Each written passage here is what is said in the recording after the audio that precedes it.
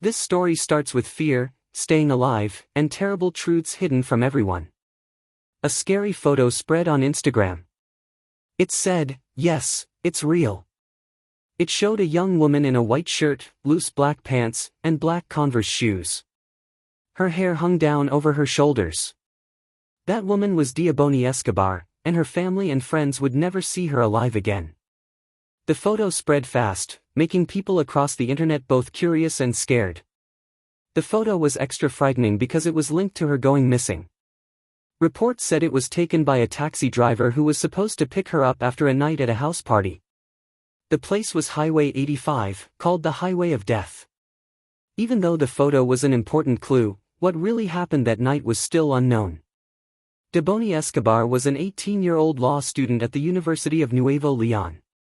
Reports said she had a boyfriend and was very close with her parents, Mario Escobar and Dolores Basaldua, who were both teachers. She was adopted when she was just 1 year old. Debanhi grew up in a loving home with a close family. On the night of April 8, 2022, she left home to go to a party with friends. Everyone expected her to come home that night, but she never came back. By 8 a.m. the next morning, after talking with her friends, her father Mario reported her missing right away. The last time anyone saw Debanhi was on the highway between Monterrey and Nuevo Laredo. After her disappearance got lots of attention online, her father later said he started getting calls from people who claimed they knew where she was. They wanted money for information. This made the family even more upset. Based on what we know, Debanhi Escobar left her house around 11 p.m. on April 8 to go to a party with two friends, Sarah, who she had known through social media for about 3 months, and Yvonne, who she had just met that night. By 11:30 p.m., the three girls had arrived at a meeting spot in San Nicolas on Sion Boulevard Street. A rideshare driver took them to a store where they bought a bottle of vodka and other things. This proved that Debanhi did drink alcohol that night. After they couldn't get into a party in downtown San Nicolas, they decided to go to another party and asked for a ride through Didi, a ride-sharing app like Uber. Her friends said they booked the Didi at 12:49 a.m. on April 9 and got in around 1 a.m. They wanted to go to a rented house in Colonia Nueva Castilla, a neighborhood in the town of Escobedo. They looked for another party since the first one had already ended when they got there. Around 1:10 a.m. they found one at Quinta El Diamante, also on Monica Street. Even though they didn't know the person throwing the party, they were still allowed to join. At about 1:30 a.m., Debanhi left the party after fighting with some people who said she looked very drunk. Security cameras caught her walking away from the entrance but coming back soon after. At 3:45 a.m. security cameras recorded Debanhi running out of the party. A young man was chasing her and seemed to be trying to stop her. Debanhi hit him and tried to get away. He blocked her way, which started a physical fight. The situation got worse as more people got involved, including Sarai and another young man. People who saw it said Debanhi even bit some of the people who were trying to hold her back. Between 3:29 and 3:36 a.m. Yvonne sent a message to Juan David, also called Guero, asking him to take Debanhi home. Guero was the same rideshare driver who had dropped them off earlier. Both Yvonne and Sarai asked for his help because Debanhi seemed drunk. By 3:54 a.m. David had picked Debanhi up. She got into the car quickly and looked very upset. During the ride, her friend was seen talking with the driver while the car was moving. Through their text messages, David realized he had the wrong address for Debanhi's home and asked her friends to give him the right one. At 4:17 a.m., another security camera caught what looked like a fight between Debanhi and David inside the car. In the video, Debanhi was seen making angry movements, and at one point, David's arm appeared briefly near her chest. Her father, Mario Escobar, thought that David may have tried to touch her inappropriately during the ride, which could explain why she got out of the car shortly after being picked up. At this point, people were getting more suspicious of David, also called Guero. As the last known person to see Debanhi alive, the rideshare driver became the main suspect. Juan David Suarez, a 47-year-old rideshare driver, was the one who picked Debanhi up in the early hours of April 9, 2022. He was also the person who took the widely shared photo of her standing alone on the highway. His criminal record, which included a recent arrest for drug-related crimes, made the public more suspicious about his possible role in her disappearance. While the Daily Mail reported that Suarez had been investigated before for harassment and kidnapping of women, these claims were not confirmed by Spanish-language sources. Despite the suspicions, Suarez has not been officially charged in connection with Debanhi's disappearance or death because authorities have not found enough evidence linking him directly to the crime. He has been questioned many times and his car has been thoroughly searched, but no solid proof has been found. Debanhi's friends Sarai and Yvonne were also first thought to be key suspects in her disappearance. They faced harsh criticism from Mario Escobar, Debanhi's father, who blamed them for leaving her alone at night. He strongly believed they should have stayed with her until she got home safely. However, what they said matched the security videos and WhatsApp messages, which finally cleared them of being involved. In their interviews, both friends said Debanhi had been acting strangely and rudely that night, though they believed she had only been drinking alcohol. At one point, they said she locked herself in a men's bathroom and even tried to jump into a pool. Worried about her safety, they contacted Suarez, the rideshare driver, whose phone number they had saved earlier that evening to help take her home. Debanhi's friends decided to leave in a different car after she reportedly refused to go with him and insisted on being alone.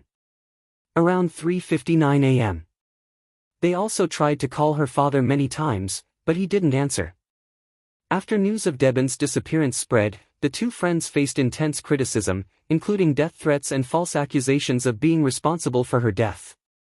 On April 10, 2022, Mario Andres Balderas Rodriguez, head of the local commission for missing persons in Nuevo León, announced the creation of an emergency committee dedicated to finding Debanhi. That same day, her family organized a large search, asking friends, relatives, and locals from the area where she was last seen to join the effort. 9 days later on April 18, newly released CCTV footage gave more information about Debanhi's final movements. After getting more details from her friends and the driver, authorities began to put together a clearer picture of what happened that night. Just a few minutes into the ride, the driver texted her friends saying things weren't going well, suggesting Debanhi was acting strangely and he was having trouble dealing with her. At one point, he said he was worried he might get in trouble and asked for her mother's phone number when one of the friends begged him to just take Debanhi home.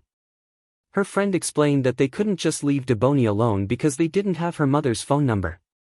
At 4:25 a.m., Debanhi got out of the Kia near the Nueva Castilla neighborhood, about 15.5 kilometers from the Villanueva Laredo highway.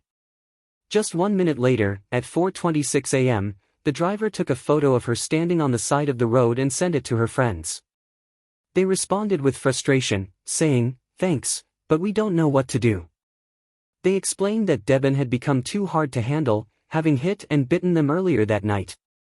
Messages between the driver and Debanhi's friends also showed that he had been drinking a lot. Despite trying many times, her friends couldn't reach her parents. Although Suarez offered to let Debanhi charge her phone, she said no and said she didn't care. According to the driver, he gave her the charging cable around 4:17 a.m. This was the moment Debanhi's father thought Suarez may have touched her inappropriately, an incident he believed was partly caught on CCTV. At 4:25 a.m., Suarez told her friends that Debanhi had gotten out of the car and wouldn't come back. He said she got upset and begged to get out, so he let her leave. When someone suggested he call the police, he said he couldn't because he had already driven away to keep working. By the time he came back, Debanhi was gone. Suarez also said that she seemed to be in very bad shape and might have been on drugs because she was talking nonsense. At one point, she reportedly threatened him, saying her parents were lawyers and could have him arrested. Later, investigators got CCTV footage from the Alcosa Transport Company. At 4:29 a.m., the video caught Debanhi walking along the road median and crossing the street. The footage showed her going up to the security booth at the company and looking inside, though she didn't go in or ask for help. The investigation into Debanhi Escobar's disappearance got more intense after new footage from the Alcosa Transport Company was released. On April 19, authorities did a thorough search of the company, looking at more security footage and checking vehicles, but didn't find any important leads. Police also searched an apartment complex in the Condino Constitution housing unit about 22 kilometers from where Debanhi was last seen. They looked at this place because her phone had briefly connected there 2 days before she disappeared. Investigators then focused on the nearby Nueva Castilla motel after her cell phone and GPS data showed movement in that area shortly before she disappeared. Despite their efforts, the search found nothing. Meanwhile, Debanhi's father and a group of volunteers began searching along the Monterrey Nuevo Laredo Highway, a road known for disappearances. Often called the Highway of Death or Highway of Hell. This stretch of road has seen over 100 people go missing since 2021. The search team looked through wells, water tanks, empty lots, and nearby streams, handing out flyers with Debanhi's information hoping to find any clues. Although Debanhi was not found, the search led to finding the bodies of 5 other missing young women, Ireland, Ingrid, Brisa, Jennifer, and Irma, who had been reported missing between April 15 and April 19. Some of the victims were as young as 14. Finding them suddenly made the public very angry because many believed these cases only got attention because of all the media focus on Debanhi. This frustration was widely shared on social media where people criticized the government's slow response, accusing authorities of only taking action when the public pressured them.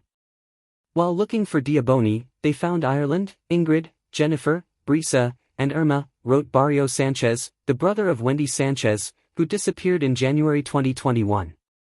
When there's pressure, the state acts. If someone you love goes missing, you have to block roads, raise your voice, and do whatever it takes. The heartbreaking discovery showed the ongoing crisis of disappearances in Nuevo Leon. After a 13-day search, a body was found in an old water tank near the spot where Debanhi Escobar was last seen, just a minute away. The announcement was made by the Attorney General's Office of Nuevo Leon on the night of Thursday, April 21. Police were told after staff at the Nueva Castilla motel reported a bad smell coming from one of the unused tanks. According to the hotel staff, the pool area where the tank was had not been used in 6 years. Authorities quickly blocked off the area and soon after they found a body. At the time, they couldn't immediately confirm if it was Debanhi. A team of divers was sent to get the remains. The body was wearing a white top and black pants, the same clothes Debanhi had been wearing when she disappeared. Her father recognized her by a cross she had been wearing. It was believed that her body had been underwater for almost 2 weeks. Finding Debanhi's remains raised serious questions.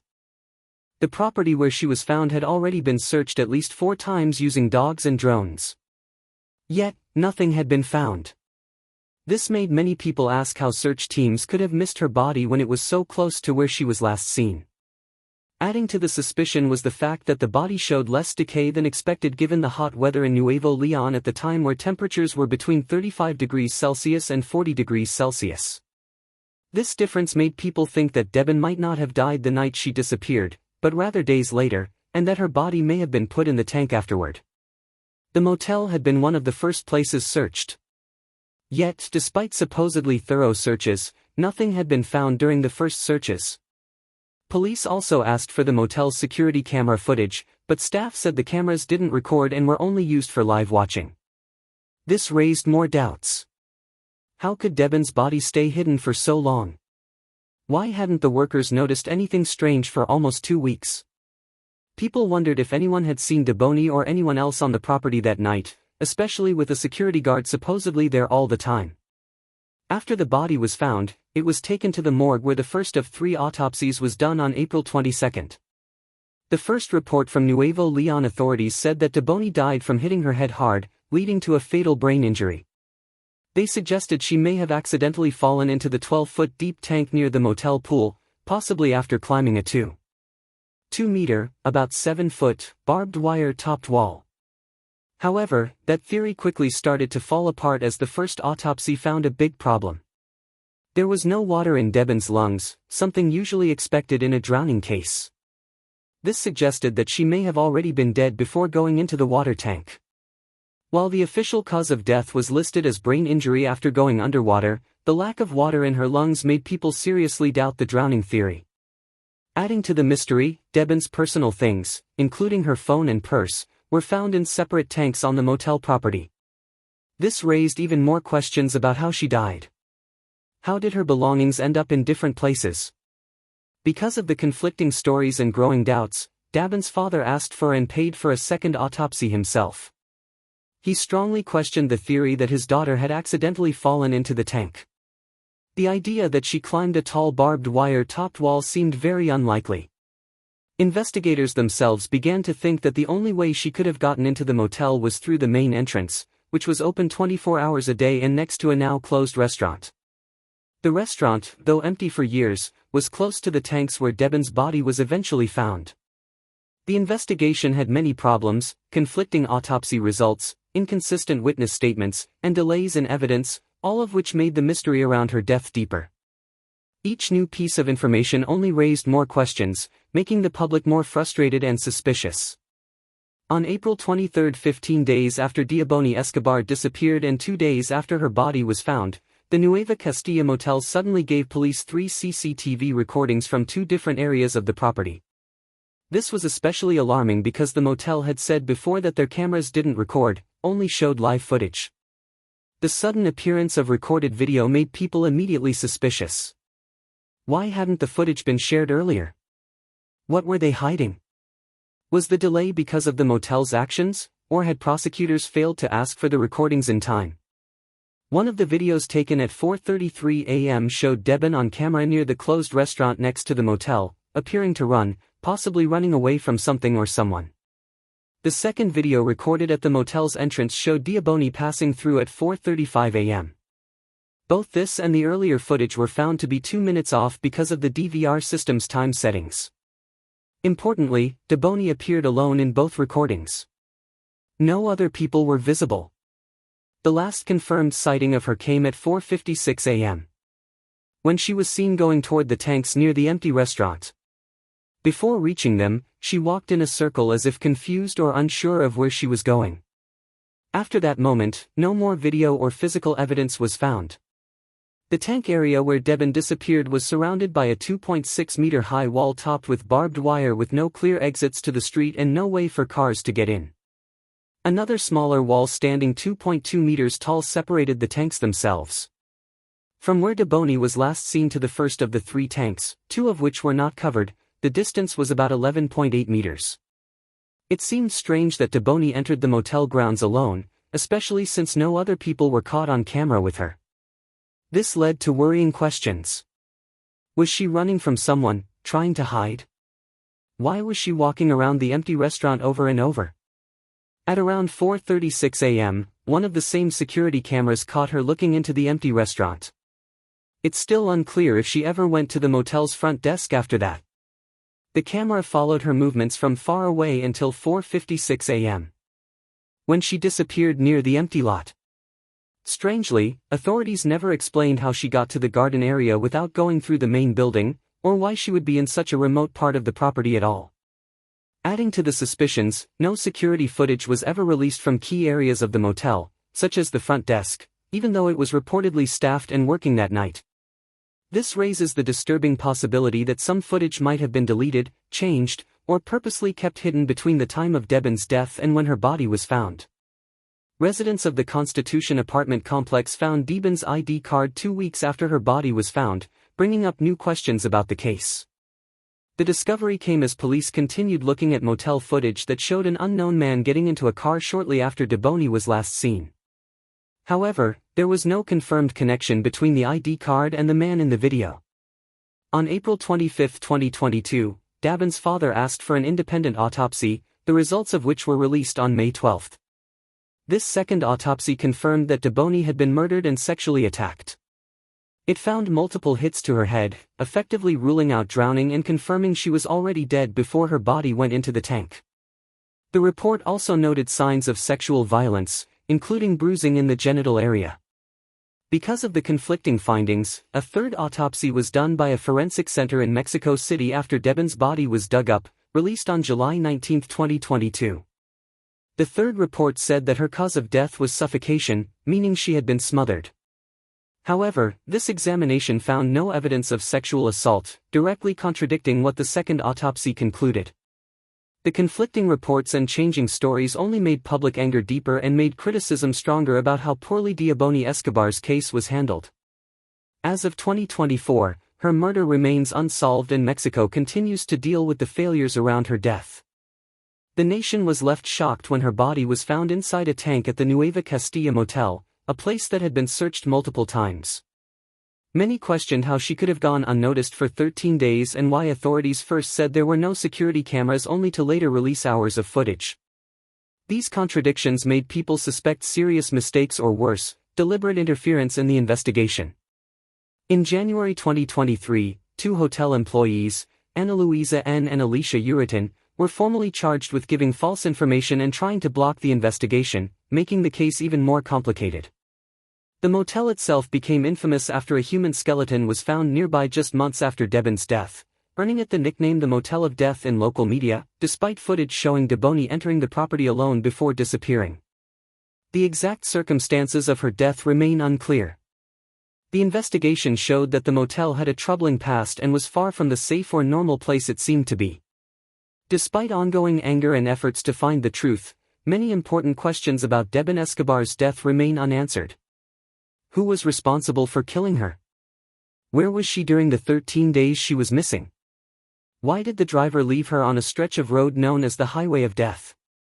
And what role, if any, did the motel staff play in her disappearance and death? The case has been compared to the mysterious death of Elisa Lam at the Cecil Hotel in Los Angeles. In both cases, young women were found dead under strange circumstances at hotel properties, causing confusion, controversy, and intense public interest. Debanhi's tragic death has since become a grim symbol of Mexico's growing femicide crisis. Just weeks before she disappeared, she had taken part in a women's march protesting violence against women. According to her father, Mario Escobar, she joined the demonstration to help others and stand up for justice. In a heartbreaking twist, the young woman who spoke up for change ultimately became a victim of the very violence she tried to fight.